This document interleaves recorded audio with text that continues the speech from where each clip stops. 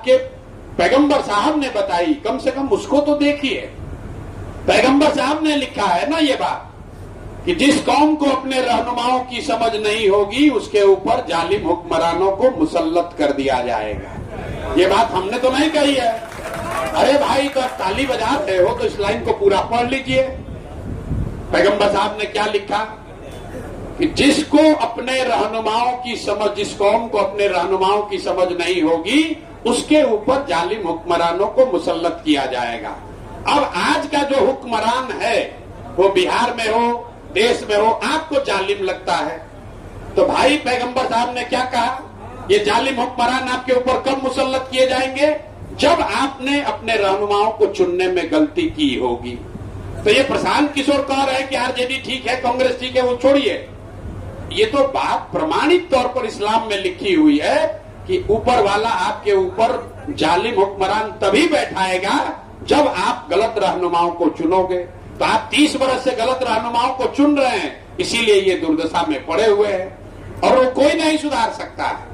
जब तक मुसलमानों की अपनी समझ नहीं होगी तब तक इसको कोई नहीं सुधार सकता है। आप आए हैं हमारे पीछे, अरे भाई प्रशांत किशोर जी नया आदमी आए हैं, आप कितना हिस्सेदारी दीजिएगा, कितना सीट लड़ाइएगा। मुसलमानों की दुर्दशा देखिए, आपकी आबादी है 18%। आप लोग ज्यादातर मुस्लिम साथी कहते हैं कि भैया हम लोग को हिस्सेदारी नहीं मिलती है। बिहार में कुल आबादी के हिसाब से आपके 40 विधायक होने चाहिए थे, हैं सिर्फ 19। ये बड़ी चर्चा भी आप लोग करते हैं। मैं आपको बता रहा हूं ये चर्चा का विषय ही नहीं है, ये चर्चा का विषय होना ही नहीं चाहिए। क्यों? अरे भाई, राजद वालों ने, कांग्रेस वालों ने आपको टिकट नहीं दिया इसलिए आपके 19 ही विधायक हैं। चर्चा का विषय ये होना चाहिए कि बिहार में आबादी के हिसाब से 1650 मुसलमान मुखिया होना चाहिए। है कितना? 1200 से कम। आबादी के हिसाब से 27,500 वार्ड सदस्य मुसलमान होना चाहिए। है कितना? 11,000 से कम। अब आप हमको बताइए कि आपको मुखिया बनने से किसने रोका? आपको वार्ड सदस्य किसने बनने से रोक दिया? किसी ने पूछा आप कैसे कम्युनलाइजेशन रोकिएगा? अरे भाई, आप जब राजनीति में आप और आपके बच्चे शामिल ही नहीं हो रहे हैं तो आपकी जड़ मजबूत होगी ही नहीं, तो आपका लीडरशिप पैदा ही कहां से होगा? लालू जी ने आपका सबसे बड़ा नुकसान ये किया कि आपके दिमाग में बैठा दिया कि अगर जिंदा रहना चाहते हो, सुरक्षित रहना चाहते हो तो मेरा लालटेन लेके चलते रहो, अपने पैर पर मत खड़ा हो। ये बात आपको लालू जी ने बता दी और ये उन्होंने सबसे बड़ा नुकसान किया है। इस बात को आप समझिए।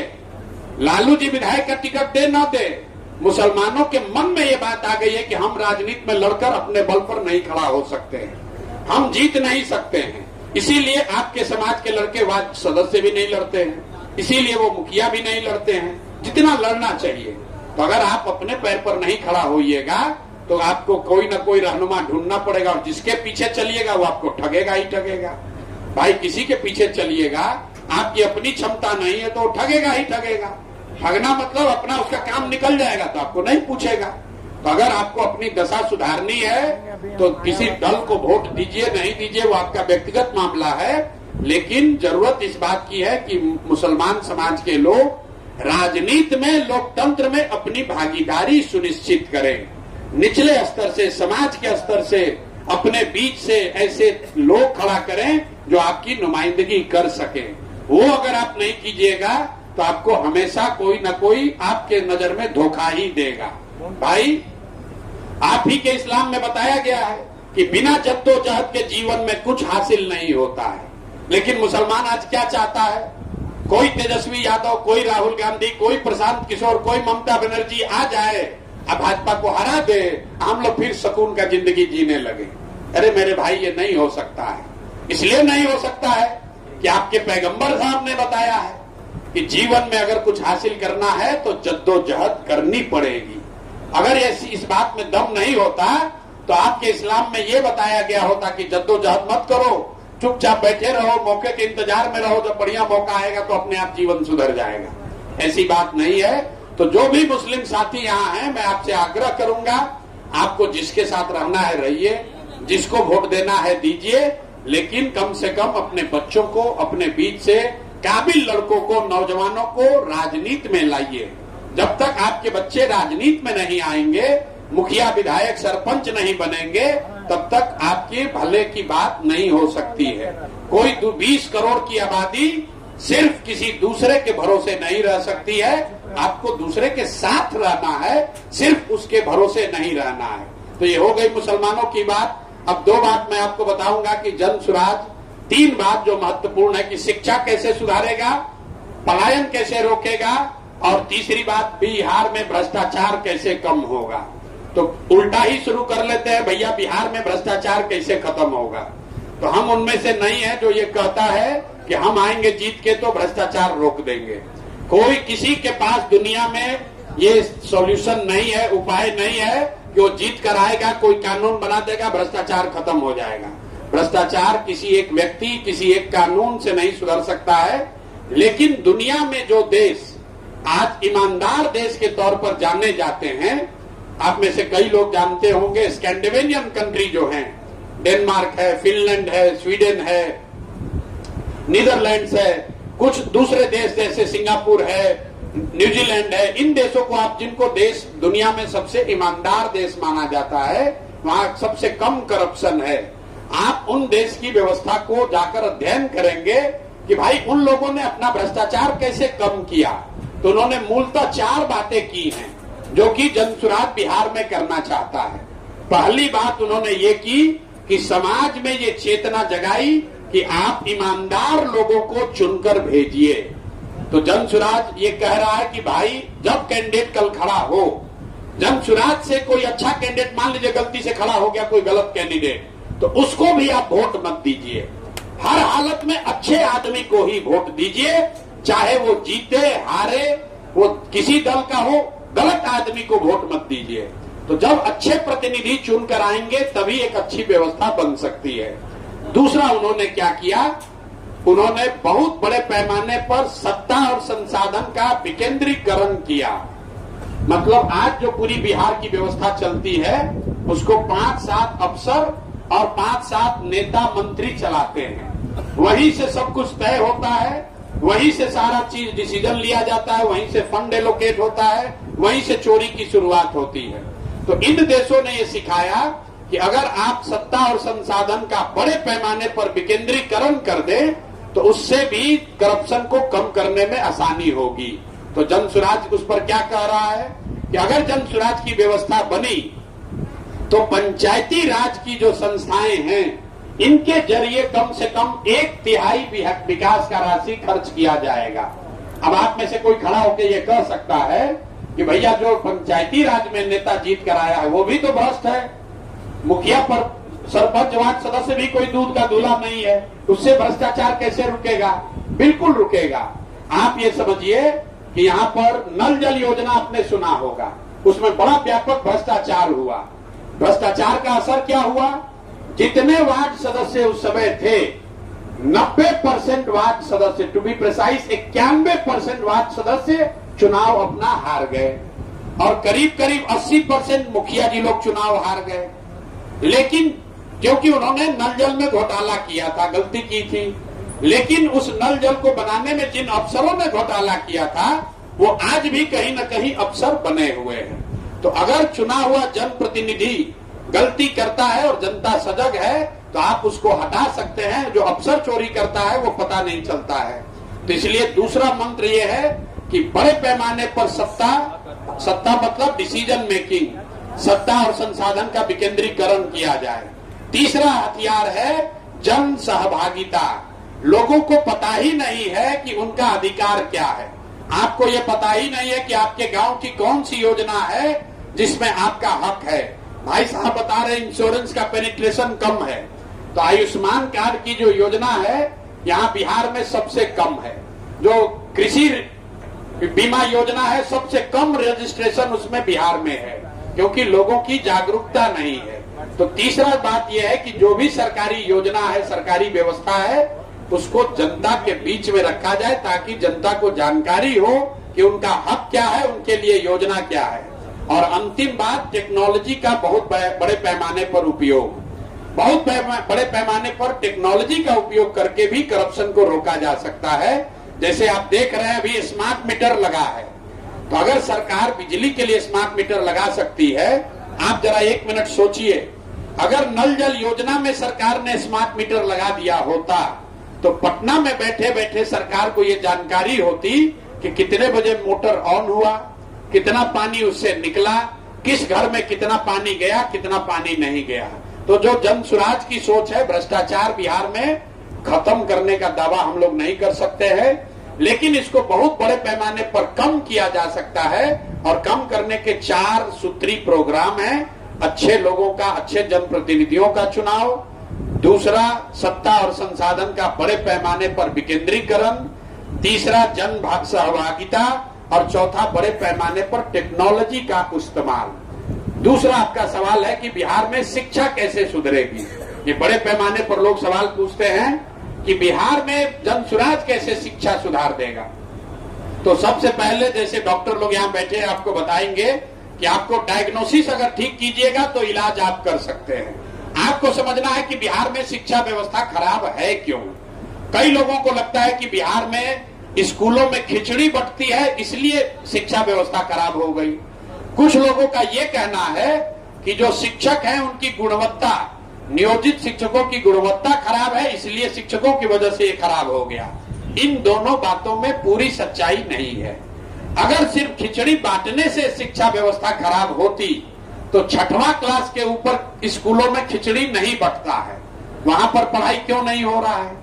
कुछ लोग जो कह रहे हैं कि नियोजित शिक्षक खराब कर दिया, तो भाई पटना साइंस कॉलेज में तो नियोजित शिक्षक नहीं है, पटना कॉलेज में नियोजित शिक्षक नहीं है, वहां पर पढ़ाई क्यों नहीं हो रहा है। तो आप अगर इसको ध्यान से देखिएगा तो बिहार में शिक्षा की व्यवस्था इसलिए खराब है क्योंकि यहाँ समाज और सरकार दोनों की प्राथमिकता में शिक्षा की कोई भूमिका नहीं है।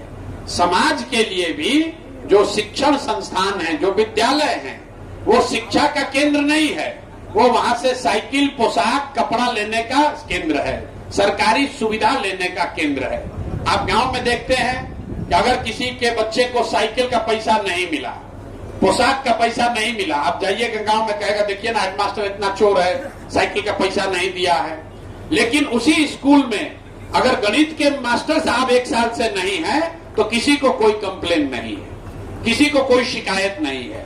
इसी तरह सरकार की नजर में भी जो विद्यालय हैं, शिक्षण संस्थान हैं, वो शिक्षा और ज्ञान बांटने का केंद्र नहीं है, वो सरकारी सुविधा बांटने का केंद्र हो गया है। जो ऊपर अफसर बैठा है वो ये सोचता है कि 60,000 करोड़ रुपया खर्चा हो रहा है, मास्टर लोग को इतना पैसा दिया जा रहा है, तो ये मास्टर लोग पढ़ा तो रहे नहीं है, तो चलो इनसे कुछ दूसरा ही काम करा लो। तो मास्टर लोग 300 दिन में 250 दिन गैर शैक्षणिक कार्य में, कभी वोटर रोल बनाने में, कभी सफाई अभियान में, कभी रैली निकालने में, कभी ह्यूमन चेन बनाने में, इसी सब काम में लगे हुए हैं, पढ़ा नहीं रहे। अब इसका सुधार कैसे होगा। सुधार के लिए जन सुराज ने 2 पॉइंट प्रोग्राम रखा है। पहला कि जो दुनिया भर में लोगों ने सिखाया कि rather than taking good school to every child, take children to the good school. मतलब जैसे बिहार में अभी जो व्यवस्था है कि हर गांव में, हर पंचायत में एक स्कूल खुला है। इसका नतीजा क्या हुआ है कि जहां पर स्कूल का बिल्डिंग बना वहां पर टीचर नहीं है, जहां पर टीचर है वहां बिल्डिंग ढिमला रहा है, जहां दोनों है वहां बच्चे नहीं है, और जहां तीनों है वहां पर पढ़ाई नहीं है। तो इसको रिवर्स करने के लिए जन सुराज ये कह रहा है कि हर गांव, हर पंचायत में स्कूल बनाने के बजाय हर प्रखंड में कम से कम 5 विश्व स्तरीय विद्यालय बनाए जाएं, ताकि हर और बच्चों को स्कूल बस की सुविधा दी जाए ताकि वो अपने बच्चे आकर उस स्कूल में पढ़ सके।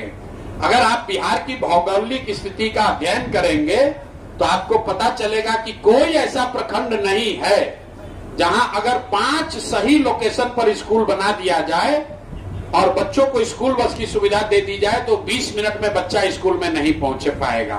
तो जैसे आप शहर में जहानाबाद में देखते हैं कि स्कूल आपके घर के बगल में नहीं है, अगर यहाँ से 5-10 किलोमीटर दूर है, फिर भी आप अपने बच्चे को अपने गाड़ी से, मोटरसाइकिल से या स्कूल बस से भेजते हैं। तो जन सुराज पहला बात ये कह रहा है कि अगले 10 वर्ष में हम लोग हर प्रखंड में 10 अच्छे विद्यालय, अच्छे मतलब जो सरकारी ने ऐसा नहीं, नेतरहाट के जैसा 10 विद्यालय हम लोग हर प्रखंड में बनाएंगे और हर साल सिर्फ एक ही बनाएंगे। एक क्यों बनाएंगे? क्योंकि अगर बिहार के हर प्रखंड में एक नेतरहाट के जैसा विद्यालय बनाना हो तो करीब करीब 17 से 20 हजार करोड़ रुपया का खर्च करना पड़ेगा, और जो सरकार के पास पैसा उपलब्ध है वो इससे ज्यादा खर्च नहीं किया जा सकता है। तो लेकिन अगर हर साल एक विद्यालय भी बना तो अगले 10 वर्ष में हर प्रखंड में 10 नेतरहाट के जैसे विद्यालय हो जाएंगे। पूरे बिहार झारखंड को मिला के एक विद्यालय, सरकारी विद्यालय था नेतरहाट, जहां से 1500 से ज्यादा IAS IPS बने हैं, सामान्य परिवार के बच्चे बने हैं। आप अंदाजा लगाइए कि अगर एक नेतरहाट से 1500 लोग सिविल सर्विस कंप्लीट किए, IAS IPS बन गए, अगर हर प्रखंड में 5 विद्यालय हो तो कितने लोगों का, कितने परिवारों का, कितने बच्चों का जीवन सुधर जाएगा। और एक से ज्यादा बनाया नहीं जा सकता है क्योंकि आपके पास पैसा उतना हो नहीं सकता है। दूसरा बात कि अगर आप 10 वर्ष में स्कूल बनाएंगे तब तो जो बच्चे आज पढ़ रहे हैं उनका क्या होगा? उनके लिए जन स्वराज ये कह रहा है कि जब तक सरकारी विद्यालय नहीं सुधरेगा, जब तक ये अगले 5 साल 10 साल में हम लोग विद्यालयों की स्थिति पूरी तरीके से ठीक ना कर लें, तब तक आपके पास, समाज के पास ये अवसर होगा, वे परिवारों के पास ये अवसर होगा कि आप अपने बच्चे को प्राइवेट संस्थान में, अंग्रेजी स्कूल में पढ़ाइए और उसको पढ़ाने का फीस और खर्चा सरकार की ओर से दिया जाएगा। अब कुछ लोग ये कहते हैं कि अगर ऐसा कहिएगा तो सब प्राइवेटे में पढ़ाएगा। बिल्कुल नहीं पढ़ाएगा। ये पूरे दुनिया का रिसर्च है कि अगर सरकारी और प्राइवेट दोनों विकल्प जनता के पास उपलब्ध हो और दोनों समान भी हो तो लोग सरकारी विद्यालयों में, इस कॉलेज में पढ़ना चाहते हैं। मान लीजिए कि आपको कोई कहेगा कि आपके बच्चे को साइंस कॉलेज में पढ़ने की सुविधा है, और अगर साइंस कॉलेज, अब दूसरा विकल्प आपके पास है कि आप अपने बच्चे को MAT में पढ़ाइए, उसका खर्चा सरकार देगी, तो यहाँ बैठा हुआ हर आदमी कहेगा कि भैया MAT नहीं चाहिए, हमको अपना बच्चा साइंस कॉलेज में पढ़ाना है। अगर आपको कोई कह दे कि आपका बच्चा पटना मेडिकल कॉलेज से मेडिकल कर